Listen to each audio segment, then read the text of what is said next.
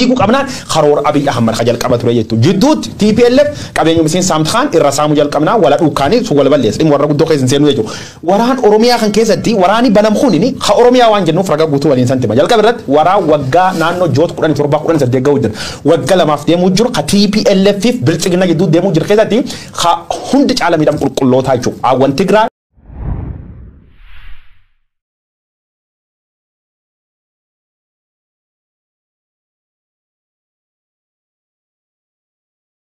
دائما تجرا تلاتو تجرا خوا ورانا بينه يشو under age ورمرين كوراني سديت جدي أكاسماس جارولي غن فتأتت ما نبقى شو ده ما ولين جوبا ميشو تجورا متوبان أرجين كان جتكون شفتي ما نمدي كتره بيبليسة تره أومات قطع تره يشو وراني تجرا ورانا تجرا رجال كابخون أوروميا أفوني نوف خيسة توكو بوجام توت ورانا خلالا بوجام توت ورانا كون دلوت عن تجرا وقوت لما في مني أتوري نم مني آخر سك أبدو خامسة نم خيام الدين كي يتوني دين إبي تين بليس سوفي وياتنته رايات تسبيته نم كمال جبتوكو ببافتاجي جو أكاسيمتي أكاسيمتا سرير أكوب أبدتوكو أبان توبا كي ونا كلام برا سرير قافسين أكوفوت نامي كيجي خيكاي فرنجين أخيمات أكسرين سوم فجيتو توما تقدم بافتو سرير سونا تشخروبنا كلوت سرير كسي فكاتو لين عاتشة بليس سودان ديتي جو أوروميا مرجاني وته أوروميا تين دغوغو فيه جو خلوري قدام كات وران أوروميا ونيا نوب شاد جني وانجا دم براديما نجا أرماندور دغونغورون كات وقتا ودان ديت وبتشو أبون كات وقتا ودان ديت وري اتفاقية سنت فكات أكخي بورو بتشو دان ديت تنجو أن نون شفتي أكل مديالات أكل من مالات وراني قد أمو جرورو مجدو تاون كاب جده ورفال مخيسا ورقاف لول خيسا توك تريجو إمباسيف تام وقت بتشو دان سافد إمباسيف وراني لبسا مجر أوانتين إجولتين أبوليينتين كل تنياتا مجر إجولي وران كيسا ما ورشاني اتبوبي تجري إرترا جني سومالي فدرال اتيامي بلسو جرتو ريوتين يونيفرسيتي ولين بران هاي سكولي ولين بران ولين الا ولين قدنيجو دين دبيمت اسرائيل تندلم باكستان تندلم نيابينو رفاغو كونو ايرترا دابو يامني في تشيسو جراني ان اكسبتابل جچو بربادا جچو جلديس مماس جلديس روكسنتما جلديس يرودو جلديس خنا مماس فدد يفمل ناغودا جلديس اف ورابسي دافنا وان تايف كاركتر انا سفو وان بكبوف سنتاسايچو جلديس يروباي اوبروسا مفدفو ميدان توكفانت قبط توكبوبا قبط توركاركا قبط ادو توكو يوميل كومي خغاري جلديس ديبيت ربوتات خغاري ابوبروت ربافت ادو توكم فدن بقاتايچو بيبين وران تجري ولين تورت ملكاو دبدنا ما اوروميا ديبيتي وانجد ردوبچو برباد خجل قبا مالتيتا يرو بتاچو برباد ديت الدنيا وران تجراي رت اتخاته اتي بلسيته فوداتم دبسيفته جناني اوروميا خيسا غولم سياسا دب سياسا يكنموما غرته ኡቡፍ አባራም ለፍሱን ተደለድሱን ኡቡን ፒፒ ትግራይ ኸሰት ኦጀት ጠላቶት ኦሮሞ ሀዲግ ፒፒ ቀብጥፍ ኛቸው ጅርቴጆ ያክሱን ኦሮሚያ ኸሰት ደብሱ ፈመስሩፍ ተየቾ ያክ ፒፒ አቺ ደለድሱን አዱኛ ጀላ ዶኸጆ ለሜሶ ማልቴ ኹፋቲ ቢየቲን ከጅር ተገርቲሳቸው ሞቱማን ኢትዮጵያ ሞቱማ ሰረኛኛ ያንቀስ ጀልዴሲ ጋራን ጎም ጀልዴሲ ሰሙ ቀበዲቃቱ ለሰሙ ነመ እንዲቆ ተቀራ ቆደኒ ፈደኒ ሚዳን ሳሙ ዮ ሚዳን አርግ ኢልበባሳ አጋራማለ እንጎማቸው ሰረኛኛ ሞ ኡኩቦን ቀብጡ በክጨትን ቀብጡ ወላልቲ የቾ አርማኑ ታላ ትግሬ ወልኛት አርማኑ ታላ ኦሮሞ ወልኛት armaynu taala faanno de gare tokko wanyat armanu taala dabu bakkin qilin injirtu yecho rakkoon bitana guddayo pipita warge yecho hanamo gagam dabalata umuuf dhiphachu jirti pipin agan siyaasa biyya Itoophiyaa kan hubadhetti waan hordofu jiru pipin ammanach conflict or crisis entrepreneur jedhe amana jecho yak namoomon dalagin yona min ijjeete yona min saamin yok aman buusin akkulubun jiraatu dandeeni beet bineensi dikka tokko jirda hodhan gar laftina tan jira la forsiise bulaa kan kees yor loom fatisit ferre fatisit dahoon tun gaaf roobi badu roobi dhufu bokka waan dandeeni fi dhumatti kanaaf yeroo cufayyu akkan dhageetti rabbitti waaqa kadhatti jedhan ya rabbi roobin itti kadhatti uummatina maloon nurra dhuman ya rabbi nuuroob ya rabbi midhaan nubaas maani dhaamte dahoon ammoo ya بالروبينت PPH يا رب نجام بوسيني غرجت وانا فكاتو يك إثيوبيا خيسة توجر شوفها يكم توت PP تقافت ما قولن ناموس ورانا وجي والكبتة كيون كاسي أما هيدم توت ورانا كارمان درا دين إثيوبيا تاني شكّن ورانا كانت بباسن أني حملة أكميتني ورانا كنا أكجع سجران كارورا أكميتنا كورانا كانت تباجران غافي كقولنا تكاسبه ديسيبليني ورانا وجي والكبتة by the way وقوتاف موتما نبي أحمد هم نأداور ريدان جيا سدي yeroo dhiwaas immoo waraanni biyyatti waraanni buleeyyin dhume ijoollee dargaggoota mandara keessaa walitti qaban ji'a sadii ji'a ja'a leenjisan gara waraanaatti bobbaasaa jiran Oromiyaa keessatti bakkeewwan garaagaraatti gaagama guddaa kan qaqqabsiisan milishaa qaamoleen kunneen garri caalan isaanii walitti fidduu ajaja siviilii jala jiran waraanni Itoophiyaadha waraanni biyya kamiyyoo ta'e waa'ee heeraa beeka waa'ee disipliinii waraanaa beeka doktrination waraanaa beeka waggoota baay'ee muuxannoo qaba barnoota heera mootummaa fi naamusa waraanaa qaba kanaaf warra kana hoo babbaafte hindida jechuu refrain hindida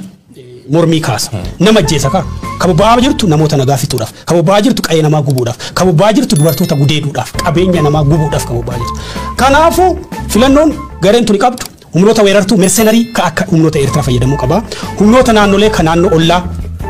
ajajan bobbaasuu danda'u qaba. Humnoota milishaa kawaayee heera mootummaa kawaayee disipiliinii waraanaa hin beeknee fi siviiliidhaan ajajaman bobbaasuu qaba. Ka'umsa disipiliinii waraanaa fi kufaatii disipiliinii waraanaa kana keessatti argaa jirtu tokko kanadha. Tibbana evaluation yookiin madaalii kabiraatiin gabaabsee dhiyeessaa. Evaluation yuunitiin tokko lixa Oromiyaatti bara darbee gaggeessee booda odeeffannoo keessoo kaleessan qaqqabeeni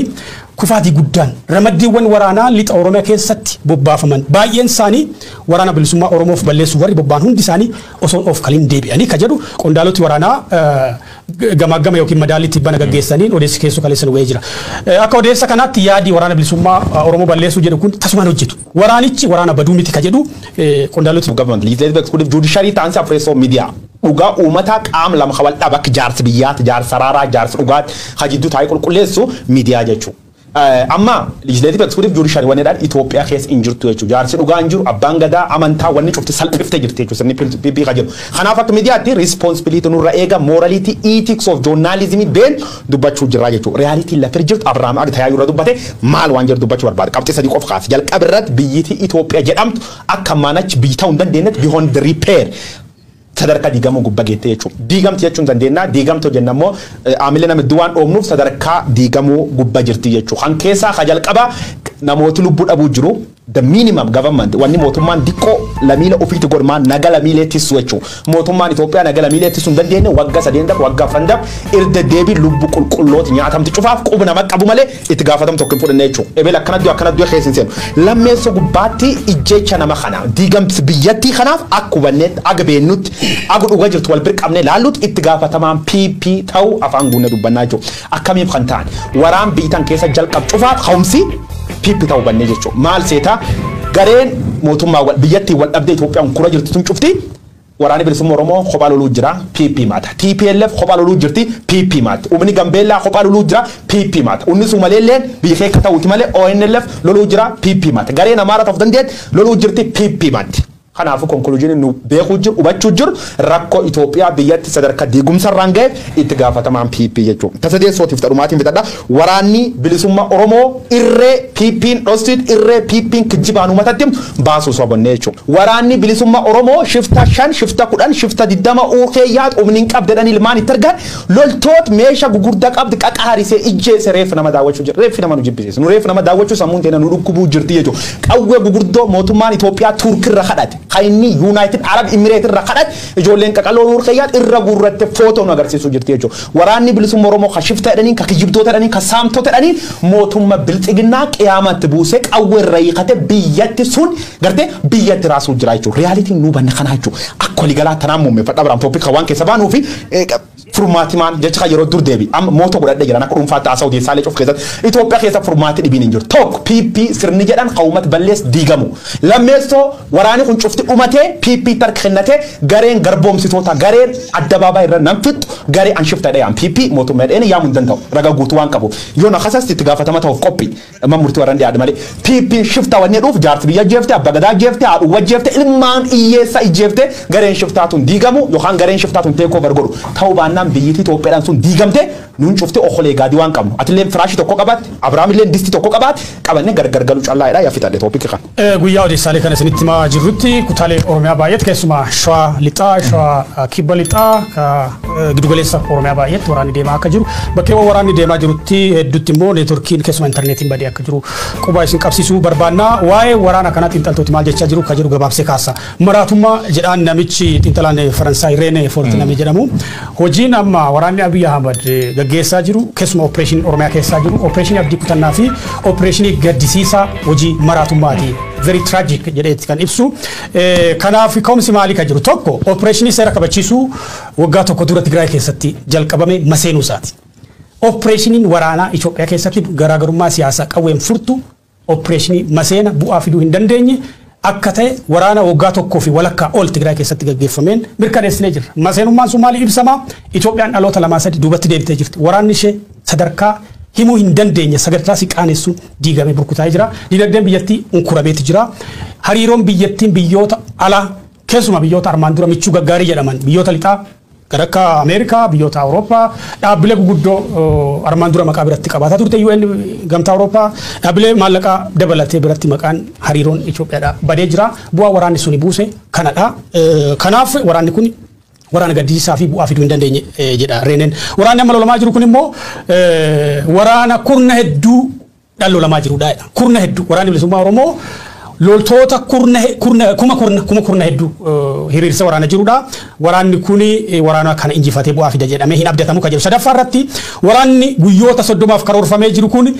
waraana naannoo biyyattii keessaa tokko sadaffaa taate bal'inaanis ta'e baay'ina ummataatiin Oromiyaa irratti labsame waan ta'eef waraana diigumsaatii taateen hanga yoonaa Abiy Ahmed operation waraana kutaa garagaraatti galmeesse hundi isaa walitti dabalamee maal agarsiisaadha qawween Itoophiyaa keessatti fala siyaasaa ta'uu akka hin dandeenye mirkaneessa jedha qawween fala siyaasaa Itoophiyaa ta'uu akka hin dandeenye lolli amma bu'aa maalii qaba tokko dhiiga hedduu dhangalaasuu danda'a namoota nagaa dabalatee humni mootummaa ni gareewwan hidhattoota ta'anii waraana kana keessatti hirmaatan baay'ee dhumuu danda'u humna mootummaa giddu galeessaa immoo sadarkaa olaanaan laamsheessuudhaan biyyattii waraana diiguu danda'udha jedha dhumarratti karreedhaan kaasuu barbaadu ka ummati keenya illee quba qabaachuu danda'u Oromiyaa keessatti humanitarian crisis rakkoon gaaga'ama namoomaa hamaan dhalachuuf akka jiru amma sadarkaa amma irra jiru kanatti operationiin waraana kanaa labsamee guyyoota 2-3 keessatti ummati baay'een bakkeewwan garaagaraatii buqqaa jira qe'een gubataa jira kuni yaaddoo guddaa ta'uu danda'a kabiraa immoo waraanni amma deemaa jiru kun dhaloota egeree biyyattii ta'an baay'ee harcaasuu danda'a waraana dabalatee namoota nagaa dabalatee biyyattii abdii malee hambisuu dandeessi egeree biyyattii dukkaneessuu waraana danda'udha walumaa galatti waraana bu'aa hin qabnedha gara falaa waraana kanarratti ibsa Koongireesii Federaalaa Oromootti dabarre gaariidha. Paartiin Koongireesii Federaalistii Oromoo kaleessa ibsa tokko baaseeti kan inni ture koreen hojii raawwachiiftuu kaafaa walgahii idilee akka lakkoofsa Habashaatti natti fakkaata gaafa tokko 8,2014 taa'een haala qabatamaa yeroo ammaa Oromiyaan keessa jirtuu fi haala qabatamaa biyyaa irratti ibsa ejjennoo gama isaatii baasee jira. Ibsa ejjennoo kun dhimmoota gurguddoo sadii kan of keessatti qabatudha. Inni jalqabaan dhimma wal waraansa Oromiyaa keessatti deemaa jiruuti. Inni lammaffaan rakkoo nageenya daangaa ollaa naannolee keessuma gama naannoo Amaaraatiin weerara lafaa Oromiyaa irratti raawwatamaa jiru irratti kan xiyyeeffatudha. Inni sadaffaan dhimma qaala'insa jireenyaa jiruu fi jireenya hawaasa biyyattiitti qormaata guddaa ta'ee jiru irratti kan fuulleeffatudha. Qabxii isaa jalqabaa kana ilaaluudhaaf wal waraansa humnoota mootummaa Itoophiyaa waraana bilisummaa Oromoo jidduutti deemaa jiru ilaalchisuun kaafaa'uun yeroo adda addaatti ibsa baasaa turuusaadha kan inni ibsee jiru. Duulli waraanaa yeroo ammaa mootummaan Itoophiyaa Oromiyaa irratti labsee jiru abdii nageenyaa xinnoo uumamtee turte kan deebisee dukkaneessedha. Oromiyaa fi biyya guutuu gaagaama dabalataatiif kan saaxiledha jedhee jira. Kaafaa'uun furmaata waaraa akka hin taanes akeekeeti kan inni jiru. Kaafaa'uun akkuma deddeebiidhaan ibsetti wal dhabbeen humnoota lamaan jidduu jiru bu'uura siyaasaa kan qabudha. Siyaasa kan bu'uura godhatedha. Furmaanni isaa siyaasadha malee qawwee ta'uudhaaf hin danda'u jechuudhaan qaamolee lameeniif iyyuu erga inni dabarsituu jira. Mootummaan maraamartoo duula shanee balleessuu jedhu kan waggoota 3 arfan darbaniif itti ture kan ittiin biyya diige kan ittiin uummata hiraarse kana keessa akka ba'uuf gaafatee jira Koongireesiin Federaalistii Oromoo ibsa baase kanaan jechuudha. Ayyaakko waliigalaatti tanuma yaada kiyya walitti qabee fixadha isaatiillee gardhumaa jirra walumaa galatti ibsi Koongireesii Federaala Oromoo kaleessa baase qabxiilee sadeen akka qabu namni cuftaayyuu dubbiftanii jalqaba waraanni bilisummaa Oromoo irra banam dhaabbachuu qaba. Lammeessoo daangaan Oromiyaa kasaamamuu jiru gara Amaaraatiin gochi godhamuu jira aada malee fali barbaadamuu qaba. Sadeessoo qaala'insi jireenyaa kanami waan nyaata dhabe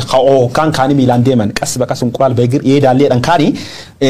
taarikii haasaanii fatuun taana amma hokkaan miil baasanii deeman akkuma gaala kan beekta kum tokkoon nabita jechuu barbaadanii dhugalaaf jirtu jechuu. Amma sirra maal jechuu barbaadna ibsa kanaan wal qabate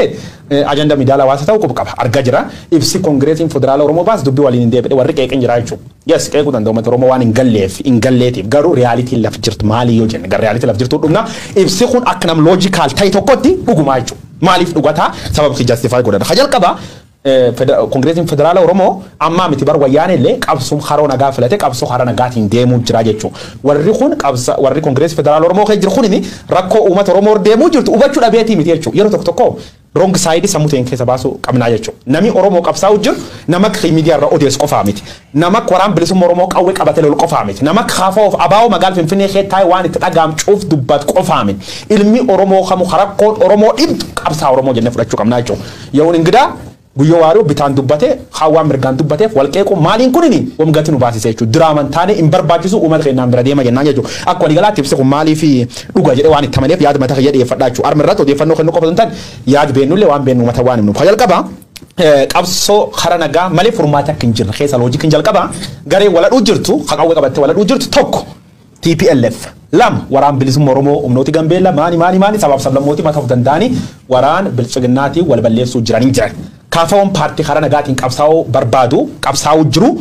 waraani hin barbaachisuun ala gaafiin nu hundi keenya maal turtu nu cufti bita waraani hin barbaachisu jechuu jira even waraani bilisummaa Oromoo khawur keessatti ammaantan garee kanaa waladhuu jiru waraani barbaachisu akka nama hin beekna bitta ijoollee waraana bilisummaa Oromoo keessa jirtu kunini Samir Rambuune bitta Eertiraan dhumne bitta Jibuutiin dhumne bitta dargaggees haleen waliin baran kanu halee waliin qabsoomnetti mirga lubbuun jiraachuu dhabeenaan qawwee qabate boson seenee jechuudha kanaafuu gaafiin dhumamaan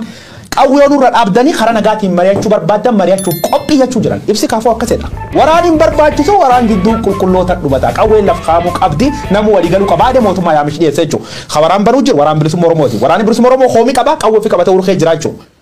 kammoo waraan bifaalaan bane Oromiyaa gaaga'uu jiru mootummaa waan taateef mootummaa waraan dhaabuu qabaate naaf dogongoraa miti halammeessoo garii lammeessoo yoo dhumne